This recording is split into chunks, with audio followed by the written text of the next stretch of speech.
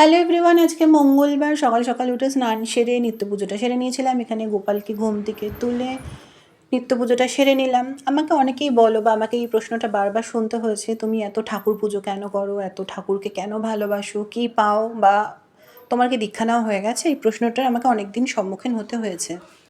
84 লক্ষ জনই কোরিয়া ভ্রমণ, তারপর মিলে সাধারণ মানব জীবন। অর্থাৎ পৃথিবীতে আসার আগে আমরা ভগবানকে কথা দিয়ে আসি, হে ভগবান আমরা পৃথিবীতে গিয়ে তোমার নাম জপ করব। কিন্তু মাতৃগর্ভ থেকে আমরা ভূমিষ্ঠ হওয়ার পরে সেই মোহমায়া জড়িয়ে আমরা ভগবানকে দেওয়া কথা ভুলে যাই।